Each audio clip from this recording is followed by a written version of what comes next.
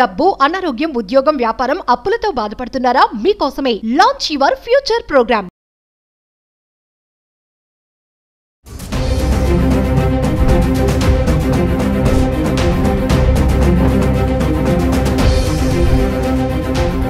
నమస్తే, welcome back to Suman TV. Present మనతో పాటున్నారు consumers affairs committee chairman మందరి Krishna Reddy గారు. నమస్తే సార్. నమస్తే అమ్మా. అయితే సార్, ఇక్కడ ఇంకొక విషయం ఏంటంటే, మీరు అన్నారు కదా రేట్ ఇలా పెరగడంతో స్టోర్స్ అన్ని కూడా ఏమీ జనాలతో లేదు అని చెప్పేసి, మరి ఈ టైంలో నేను దసరా అయిపోయింది, రేపు దివాళీ వస్తుంది, స్టోర్స్ వాళ్ళు కూడా కొన్ని స్టోర్స్ వాళ్ళు ఏంటంటే ఆఫర్స్ పెడుతున్నారు. లైక్ ఇప్పుడు మేకింగ్ ఛార్జెస్లో కానీ ఆఫర్ ఇవ్వడం, డిస్కౌంట్ ఇవ్వడము, ఇంకోటి ఏంటంటే ఎంత బంగారం కొంటే అన్ని గ్రాముల వెండి ఇస్తున్నామని చెప్పేసి కొన్ని చెప్తున్నారు. మరి ఈ టైంలో మహిళలు ఇలాంటి వాటి కొంచెం అట్రాక్ట్ అవుతారు కదా, మరి ఈ ఆఫర్స్కి అట్రాక్ట్ అవ్వడం అనేది ఎంతవరకు కరెక్ట్ అంటారు? ఆఫర్స్ జోలికి వెళ్ళొచ్చు అంటారా? వెళ్ళి బంగారం కొనుక్కోవచ్చు అంటారా? ఒక సామెత ఉంది, నీ ఆటే వద్దంటే చీర మార్చుకొస్తాను అన్నట్టు. నీ ఆటే వద్దు, నేను చూడలేకపోతున్నా అంటే, కాదు నేను వేరే చీర మార్చుకొని వస్తానంటే ఏమిటి దాని అర్థం? దాని మీద ఆసక్తి ఉంటే కదా. కొనగలిగే సామర్థ్యత లేనటువంటి వాళ్ళకి నువ్వు ఎన్ని ఆఫర్స్ ఇచ్చినా ఏం కొనగలుగుతారు? ఏం ఆఫర్స్ ఇచ్చినా ఎంత ఉంటుంది? అది 0.01%, 0.1% ఉంటుంది తప్ప అంతకన్నా ఎక్కువ ఆఫర్స్ యొక్క వాల్యూ ఉండదు. కొనగలిగే సమర్థతలో ఉన్న వాళ్ళు ఏదైనా సరే కొనుక్కోవాల్సిందే పడతారు. అలాంటి వాళ్ళు కొద్దిమంది ఉన్నారు. ఆ కొద్దిమంది ఖచ్చితంగా వస్తున్నారు, కొనుక్కుంటున్నారు. మధ్యతరగతి వాళ్ళు మాత్రం కొనడానికి సిద్ధపట్టలేదు. వాళ్ళ చేతుల్లో లేని పరిస్థితి ఇది. వాళ్ళు అదిగాక రియల్ ఎస్టేట్ మీద కొంత పెట్టుబడి పెట్టున్నారు వాళ్ళు. ఆ రియల్ ఎస్టేట్ కూడా ఇప్పుడు ఏమైందంటే మందగించింది.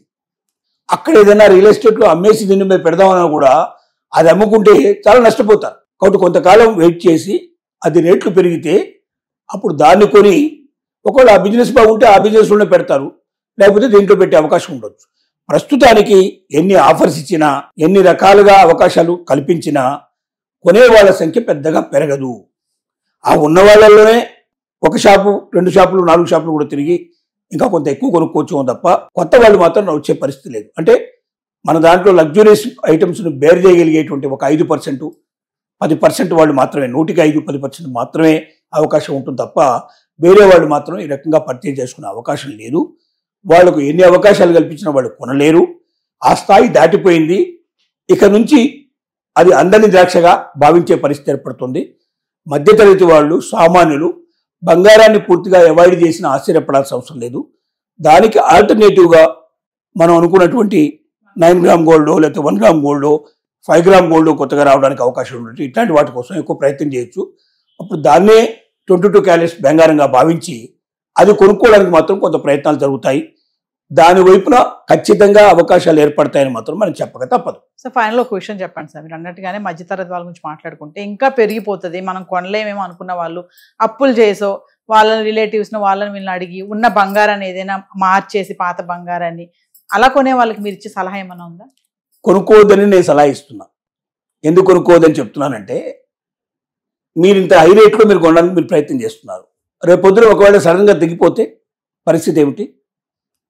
రెండోది, అప్పులు చేశారు, దాని వడ్డీ ఎంత అవుతుంది?